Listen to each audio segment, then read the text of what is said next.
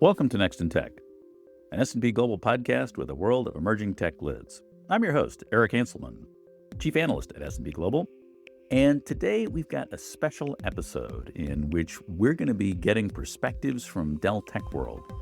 There's a lot that was going on, not just in the Dell ecosystem, but a lot of the associated industries and technologies that are wrapped up in this. And we've got the S&P analyst team to talk us through some of the bits and pieces that we were seeing and some of our perceptions about really what this is identifying, some of the trends that we're seeing, and the kinds of impacts that we expect this to have in the broader marketplace. So here we go.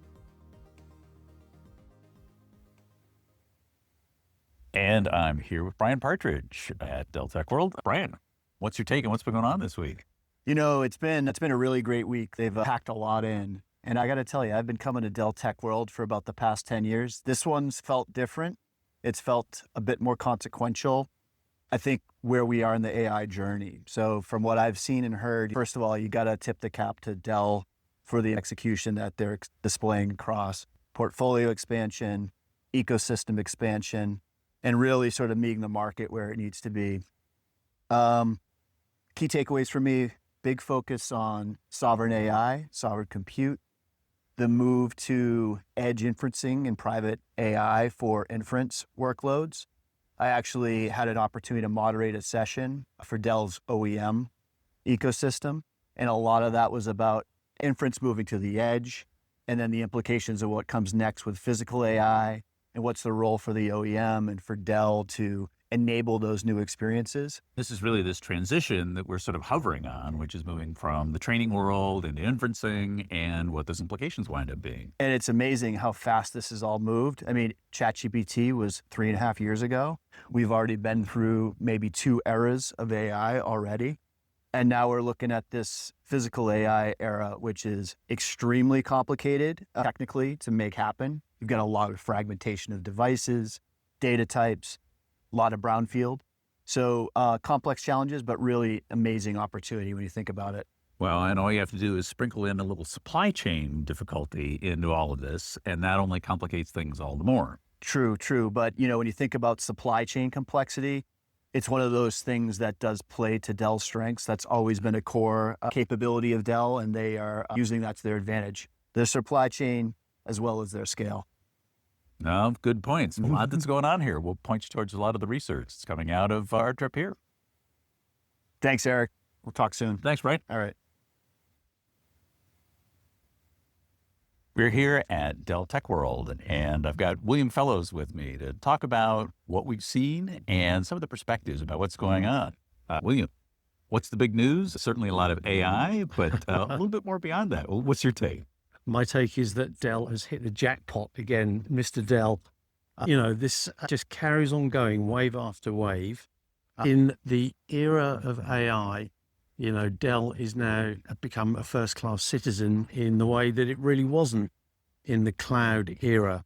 Honestly, it's really found its mojo again. What with, as it says, most organizations now doing AI on-premise. And this week at the show, it's landed OpenAI, it's landed Grok, it's landed some more elements of Google Gemini as on-premise offerings for customers.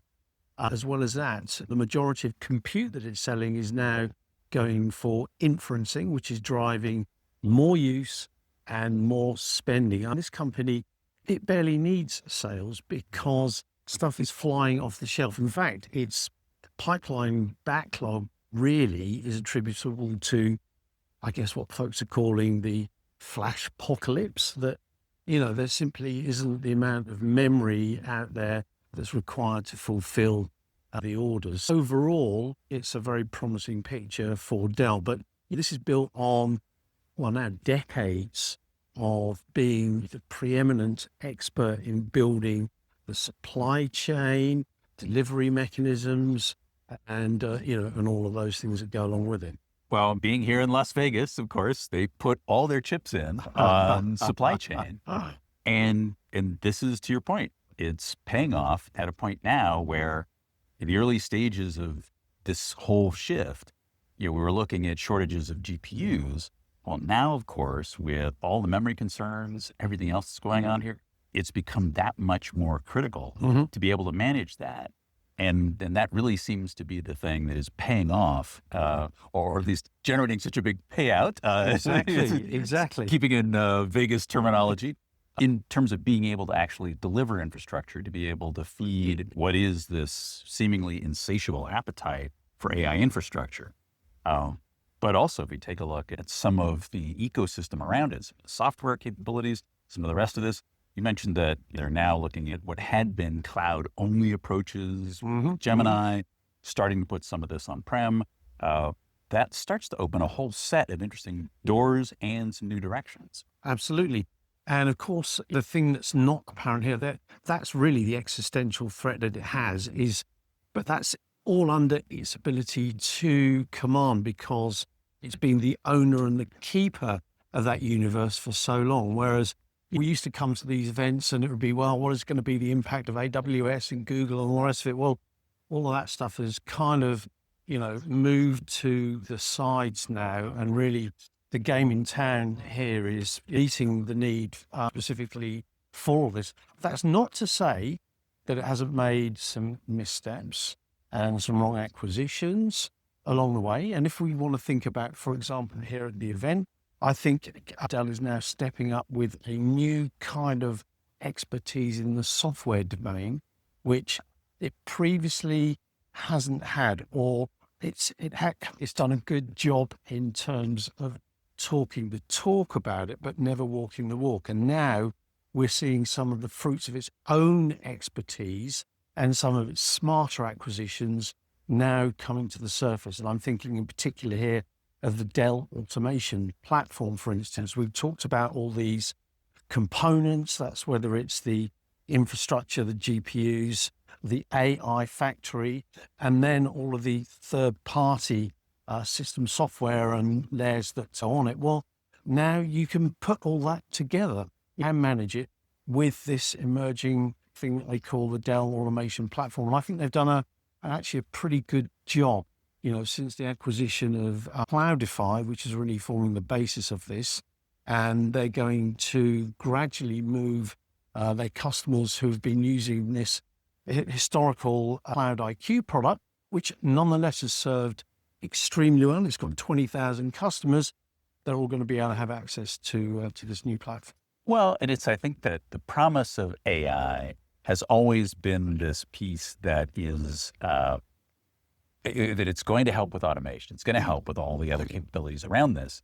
But putting AI to work in automation has been sufficiently complicated. That's been a challenge. That transition has been one that has been, it's hard to achieve. But when you look at what the automation platform is actually putting together, those are pieces that, when you think about some of those capabilities, have been a particularly big deal. That challenge in terms of where they fit and how you actually can deliver that value is the thing that I think is really probably the most valuable aspect of that, in terms of really being able to leverage automation and in that AI sphere, and do it in a way that's customizable within the kind of scope that enterprises can actually manage that.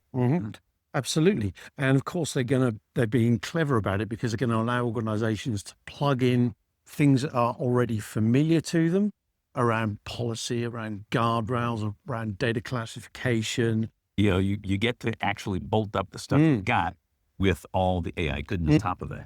I thought also Jeff Clark had a very good challenge to the industry, because I think the point at which Dell stops is really, so this whole world of tokenomics or inferencing, and how people are going to be able to control or manage that. And clearly the growth in the use of tokens on the platforms they're providing, that's a world which Dell is not going to inhabit specifically, I don't think. In other words, he's thrown out the challenge, hey, your token consumption is going through the roof. How are you going to be able to manage and control it? And I think that's the next chapter in all of this.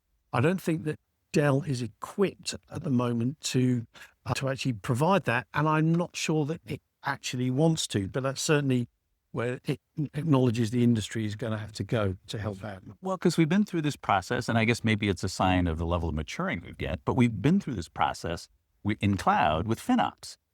And now it seems like we're heading the same direction with AI ops. Absolutely. I guess that the chief concern here is that, not all tokens are created equally. And indeed, one task, if you do it in many different ways, can consume all orders of different magnitudes of tokens. So perhaps we're talking here about looking at GPU use. I don't know. I think a lot of that is yet to be decided, but there's clearly a significant opportunity here for folks to, dig into this, I would say. It's the cost management pieces that are a critical part of it. But, Absolutely.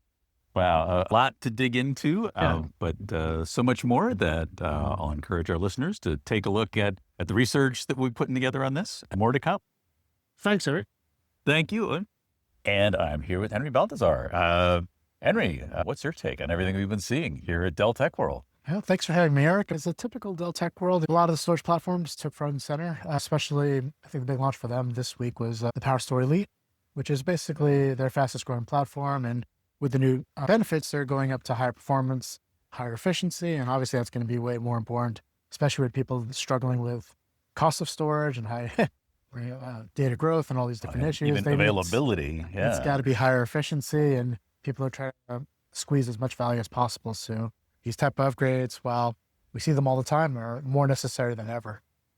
Well, and with the pressure that AI is placing on infrastructure, growing data volumes, these are all things that are starting to add up to, a critical mass, although I guess you can say we've already been at critical mass in terms of adoption and the infrastructure needs for the capabilities. Yeah. And I think as these problems get bigger and bigger and more prominent, not just to the hyperscalers and GPU clouds and every other enterprise, I thought one of the more interesting things that was launched at the show, or was expanded upon the show, is the xScale storage strategy, which is really Dell's software-defined storage strategy, where they're allowing larger customers to be able to deploy a singular hardware platform and be able to deliver specific software-defined storage personalities on demand. So you can go to an object scale, you could do power scale if you need scale out NAS, or you could even do the Lightning file system if I need high performance. But the good thing about this is they're allowing you to switch those personalities and not have to do a forklift upgrade on the hardware. So I think the longer term implications of this is that's a great strategy for clouds and these other large scale customers. But wouldn't it be great if they were able to trickle that down to normal customers? And because one of the big complaints we hear about Dell all the time is too many platforms, too many platforms, too many platforms. You have to worry about too many platforms and too many silos if you can consolidate those resources and enable the right personalities when you need that type of capability. Well, because it seems like we're living in a world in which none of these storage modalities are going away. And in fact, there's reinforcing for each of these different forms because of the different use cases, the different capabilities. So you really have to be in an all the above world. Yeah. And you have to think about it also in terms of what's the secret power of public cloud storage or a cloud storage type service. It's the ability to it's not just the elasticity and buy on demand. To me, it's the ability to make something go away. If I have something physical, I can't necessarily make it go away. Here, well, let's say we make changes and maybe we did need object storage. Maybe I need more NFS, or maybe I need even block storage. The extension that they were announcing this week was on the addition of PowerFlex, which is coming, which will give them a block storage flavor to that exascale strategy. So longer term, when I look at this, that seems like it could be quite compelling, not just for the big customers, but for anybody, because we're kind of sick of trying to juggle multiple silos and multiple proprietary platforms. It'd be nicer to have a nice path where I could buy one hardware and be able to augment it to what I actually need. Well, and as you're pointing out, just all you need is a little bit of supply chain disruption to reinforce the need to be that much more efficient, or to make efficiency that much more important in terms of how you're actually managing your entire storage estate. Yeah, and that's probably the other slightly in the back. Supply chain question came up a lot as well. I brought it up a couple times, and quite frankly, Dell's competitive strength is we buy more than everybody else. And by having the volume and those ties, that's why they're not as worried about supply chain issues. Likewise, who else has that type of benefit? It's only the hyperscalers. And you could see that in the media companies' earnings and how much goes to them. So Dell's trying to piggyback on that type of advantage and their scale and the advantage of having scale, and they're going to use that against a lot of their other competitors. Well, a lot to think about. Well, thank you, Henry. I'll point us towards a lot of our research. But this has been great. Thanks. Thanks for having me. And I'm here with Greg Macatee to talk about AI infrastructure. Greg, what are you seeing here? And there have been a lot of announcements. Curious what your take is. Yeah, really remarkable progress by Dell over the last year between the new PowerEdge servers, the storage systems, the parallel file system, Project Lightning coming to fruition, and everything else they brought in the picture really kind of brings the whole AI story into focus as enterprises work to become AI factories of their own. Well, if you think about a lot of the core capabilities, they've really evolved. You mentioned Lightning on the storage side. If you think about what they're standing up in terms of capabilities, that even extends out to some of the core functionality in the physical systems, getting out to racks and management. Improved cooling, improved operational capabilities, really a much more complete story at this point. Yeah, and what really impressed me is what we heard so much from Dell about is the whole customer zero story, end to end, how they're working to make their customers' lives better. You're getting from at the very outset, being able to survey them, get a sense of their state, what are their problems, what are their operational challenges, what business opportunities they have, and kind of walking them through the entire process end to end, ultimately becoming the factories themselves. The extent to which they're walking the walk, they are actually putting these capabilities to work in their environment as well. I thought that was the interesting part of some of these use cases, where they're actually leveraging AI functionality. And of course, they've got the infrastructure to support it. Yep. And another thing to point out is, just the whole Agentic story. I know we're still pretty early innings overall, I would say, for customers at large, but that was a really, really big theme during both keynotes yesterday and today. Well, all things Agentic are clearly where we're actually starting to put AI to work. And that translation, though, it's got to have the supporting infrastructure to manage it. And it's interesting looking at some of both the private AI messaging, a lot of the move towards really rationalizing what enterprise infrastructure for AI has been all about. We start thinking about what that means today. A hybrid takes on a very different set of meanings and consequences for what you got to build. Yeah, and something else is really impressive. Dell kind of meeting the customer where they are in their journey, being open and hybrid, both equally. I think there were plenty of exhibits about the overall rising token costs. The overall cost of the individual token might be going down, but the overall consumption is going up exponentially faster, leading to these overall increases in costs. And Dell recognizes that.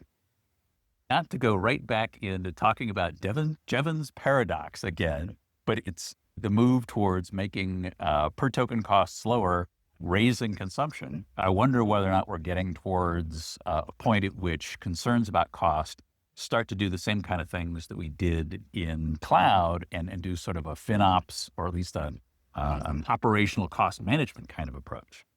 Yeah, we kind of hear that from customers across the board. I think kind of the number one inhibitor, and getting back to the Jevons paradox, is just that upfront cost to be able to get into the business. Yeah, that's true, because you've actually establishing that base footprint is not an insubstantial cost. No, it really is, very, very expensive. And again, getting back to that hybrid story, Dell meeting the customer where they are, it's a combination of on-prem and in the cloud, open models, closed models that organizations are ultimately going to use to be able to fulfill their objectives. Well, I thought you were mentioning the keynotes. Jeff Clarke's comment that token cost is going to be a line item on budgets, and this is something that organizations are going to have to be able to work through and get sufficiently capable at managing to be able to deliver. To be ready for. Yeah, we hear about these use cases like coding. Everyone's coding in the business these days, but what's that bill going to be? As you get more and more used to it and get that experience around it, what's that going to end up being for the customer? But clearly a lot of capabilities that are necessary to be able to get to all of the promise that is the AI and agentic future.